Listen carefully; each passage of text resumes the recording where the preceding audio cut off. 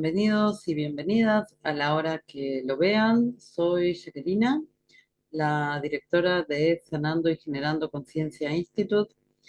Muchos quizás ya me conocen de las formaciones que dicto, otros quizás me sigan a través del podcast Cómo maté a mi madre, o de las publicaciones en Instagram, en YouTube, o quizás por curiosidad lleguen a esta grabación, o quizás otros incluso ya me conozcan de haberse atendido conmigo en consulta individual. Sea que sea, de la forma que sea, perdón, que estés acá, vamos a compartir un ratito para contarles qué es esta experiencia que vamos a hacer de los círculos de sanación.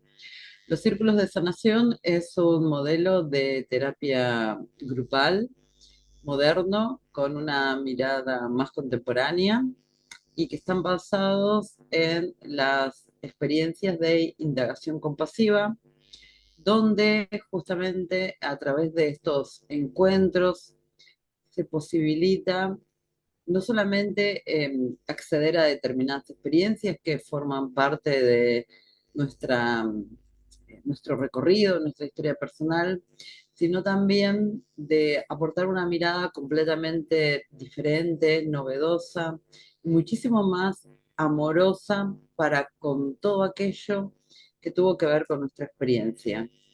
En estos encuentros no se trabaja tanto en la historia personal en el sentido de contar una y otra vez eso que fue doloroso para nosotros, porque simplemente muchas veces contando una misma historia, eso no hace que la historia cambie, que desaparezca o que se produzca en definitiva algún tipo de proceso terapéutico para poder salir de ese lugar con mejores herramientas. ¿Qué quiere decir esto?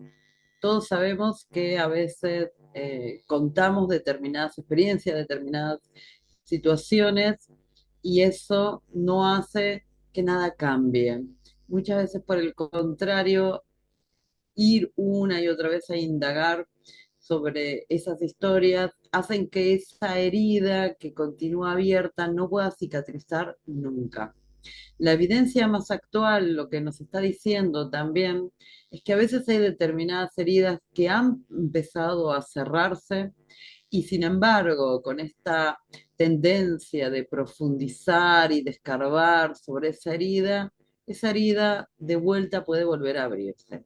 Entonces acá, en estos espacios, en estos círculos de sanación, no queremos que eso pase. Así que si bien es importante mirar el pasado, lo más importante es construir hacia el futuro. Y justamente en estos grupos vamos a traer la mirada de la integración compasiva, que es el modelo psicoterapéutico del doctor Gabor Maté, y también vamos a trabajar con herramientas somáticas de regulación emocional y, por supuesto, entendiendo cómo funciona nuestro sistema nervioso y cómo podemos ayudarnos para salir de determinados estados, sobre todo cuando a veces hay congelamiento, quiere decir esto de no me puedo mover frente a determinadas situaciones, me quedo apático, apática, no tengo herramientas, siento que no puedo, que me estoy como quedando sin recursos, o a veces en todo lo contrario, cuando sentimos una gran ansiedad, en esto de querer hacer cosas todo el tiempo, que también son muchas veces mecanismos que nos permiten seguir adelante, pero sin tener mucho contacto con lo que nos está pasando. Entonces, en definitiva, un poco es contar cómo es esta mirada, como les digo, tiene un formato muchísimo más actual que otras líneas de psicoterapia más tradicional, y acá vamos a aprender a ayudarnos a regular nuestro cuerpo, a regular lo que sentimos con prácticas mucho más actuales, pero invitando al cuerpo. Porque muchas veces en estas prácticas lo único que se hace es quedarse con la voz, con lo que hablamos, con el diálogo, y hoy sabemos que no hay separación entre lo que le pasa a nuestro cuerpo y lo que le pasa a nuestra mente. De hecho, nuestro cuerpo siente todo el tiempo, por eso sentimos miedo, sentimos angustia, sentimos preocupación, y lo que sentimos lo va experimentando nuestro cuerpo todo el tiempo, en esa contracción, en ese cerramiento, en esa rigidez incluso. Por eso esa frase que dice, el cuerpo grita lo que la boca calla, porque justamente el cuerpo también tiene memoria. Es muy fácil cuando lo vemos, por ejemplo, a través de los que fueron ex veteranos de guerra, donde antes se consideraba que ese estrés que tenían era neurosis de guerra y después se acuñó el término estrés postraumático. Y entendemos que aunque estén viviendo en otra situación, hayan pasado otras cosas, esa persona sigue adelante con su vida, frente a determinados disparadores como ruidos, por ejemplo, la persona se colapsa, se queda inmovilizada, se queda estática, se queda congelada, se queda dura del miedo porque el cuerpo está sintiendo, entonces no nos podemos quedar solamente en la palabra y tenemos que permitirle al cuerpo sentir, pero empezar a sentir con seguridad. Por eso es que justamente, como les decía, se van a hacer prácticas somáticas. Y las prácticas somáticas son para enseñarle al cuerpo nuevas experiencias y que por fin eso que haya vivido, esos traumas que haya experimentado, se empiecen a reprocesar de una nueva forma.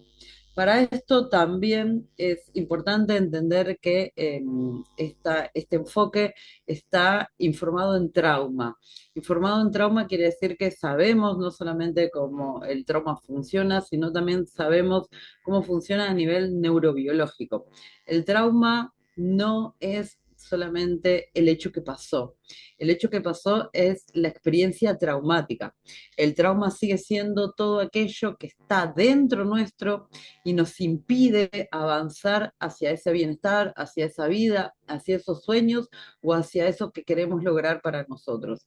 Y muchas veces también justamente esas heridas que hemos pasado, lo que han hecho es que haya más cerramiento, más contracción, y por eso muchas veces miramos la vida con miedo, miramos la vida a través de una nube gris, donde nos parece que todo va a ser como más difícil y que no vamos a poder. Hoy me pasó, sin ir más lejos, que en una de las clases una persona me preguntaba por qué el amor es el sinónimo también del miedo, para ella, por supuesto. Y obviamente que esto me sorprendió mucho porque, al menos para mí, el amor de ninguna manera es sinónimo de miedo, pero se puede grabar como un sinónimo de miedo frente a determinadas experiencias adversas que hemos tenido en nuestra vida. Estos grupos van a ser semanales, una vez a la semana, y cada encuentro va a tener 2 horas de duración y está planteado para que tenga justamente también espacios de psicoeducación, donde yo voy a brindar determinados conocimientos para entender cómo determinadas experiencias nos moldean nuestro cerebro y también incluso afectan nuestros comportamientos y la comunicación con los demás. Está orientado justamente a trabajar sobre historias que han tenido dolor. Y en estas historias que han tenido dolor, justamente la idea es encontrar recursos, como les decía antes, no contar una y otra vez esa misma historia, porque muchas veces contándola se la vuelve a revivir. Y esto es muy fácil verlo cuando vemos en las personas que cuentan un evento adverso de hace mucho tiempo, 10, 15, 20, 30 años, y vuelven a llorar igual que cuando les ocurrió, porque el cuerpo lo está reviviendo, no lo está reviviendo solamente su mente, lo está reviviendo todo su corporalidad. Entonces, en función de esto, no queremos volver a eso porque cada vez que la persona lo revive, muchas veces se vuelve a retraumatizar. Sino lo que queremos es que la persona pueda salir de ahí con lo que sea que haya sido su historia personal y tenga más herramientas justamente para poder salir adelante. Y estas herramientas tienen que ver en darle esos recursos que en algún momento la persona sintió que los perdió, que se desconectó de sí misma y en función de eso quedó inmovilizada, quedó separada de esa versión de sí misma anterior a ese o a esos sucesos. A veces las cosas ocurren de forma abrupta, que hay un hecho que es traumático y muy doloroso, y a veces las cosas también se producen con cuentagotas, en eso que se le llama la jarra emocional acumulativa. Quiere decir que gota tras gota, determinados eventos, determinadas situaciones han colapsado mi sistema nervioso y en función de eso a veces también sentimos ansiedad, preocupación o muchas veces todo lo contrario, abatimiento y apatía, como les decía. Así que la idea es que estos encuentros sean justamente para generar mejores herramientas y me parece que esta posibilidad también invita a muchas personas que les da vergüenza hablar de lo que les pasa o contar sus historias, eh, o no tienen los recursos económicos suficientes para sostener un espacio terapéutico de forma continuada, entonces con un valor muchísimo más accesible, por supuesto, es la idea que puedan participar en un grupo, de sentirse no solamente acompañados, sino entender que en esa red hay muchísima resonancia. En esa resonancia nos permitimos acompañarnos, sostenernos, validarnos, apoyarnos y empezar a establecer esta red donde nos dejamos de sentir solos y aislados en el mundo y empezamos a sentir que somos parte de algo más. Somos parte de esa resonancia que hace que lo que le pase al otro, ¿sí? También esté tocando, activando una parte mía. Por eso usamos esta frase de sana uno y sanamos todos, porque nos damos cuenta que cuando el otro va aprendiendo, cuando el otro va comprendiendo, cuando el otro se va vinculando con mejores recursos, cuando el otro va aprendiendo a hablarse y a tratarse de otra manera, eso también me resuena, eso también resuena en mí, porque así como resuena cuando veo en una película que están lastimando a alguien, yo siento ese dolor como si fuera mío, o cuando veo en una película, sí, que alguien está pasando por una situación adversa y de dolor, yo también lo estoy sintiendo, así entendemos que lo que le pasa al otro también está tocando fibras muy personales. Esto es por una partecita en nuestro cerebro que se llama neuronas espejo. Entonces, justamente se produce algo que es muy lindo en el trabajo colectivo, en activar justamente esta partecita de nuestras neuronas, pero en lo que se refiere a espacio de cuidado, de contención, de amorosidad, de apoyo y de sostén, y sobre todo a través de la validación. Quizás la validación para muchos que nunca la pudieron encontrar en otros espacios. Así que bueno, esa es un poco la invitación. Vamos a empezar dentro de pocas semanas y van a ser, como les dije, encuentros semanales, una vez a la semana. Cada encuentro va a tener 2 horas de duración. No hay obligación de contar nada si nadie, si alguien no lo quiere. Tampoco hay obligación de estar con la cámara prendida si yo necesito apagarla por X motivo, porque me va a dar vergüenza, porque no quiero que me vean la cara. ¿Sí? No hay obligación de contar mi historia personal cuando no estoy lista para hacerlo. Y lo más importante es entender que aún, aunque no cuenten y aunque no esté participando, puedo beneficiarme de entender cómo acompañar a mi cuerpo, a mis emociones, a mis pensamientos y cómo aprender a justamente a vincularme de una manera más saludable conmigo misma. Vivimos en un modelo donde se premia justamente lo que uno tiene, lo que uno consigue, lo que uno logra, más lo que uno es. ¿Sí? Y esto de lo que uno es tiene que ver con quién somos realmente, más allá de lo que logramos, de lo que hacemos, de lo que conseguimos, del dinero que ganamos, de nuestra imagen, sino quién somos realmente. Así que en este espacio nos invitamos a conectar con quién somos realmente, con absoluta apertura, autocompasión y respeto, para darnos quizás por primera vez esa mirada de sostén y de validación que quizás hasta ahora nunca encontramos o que la hemos encontrado en muy pocos espacios y después se ha vuelto a perder. Así que bueno, esa es la invitación. En la página van a encontrar todo el resto de la información completa.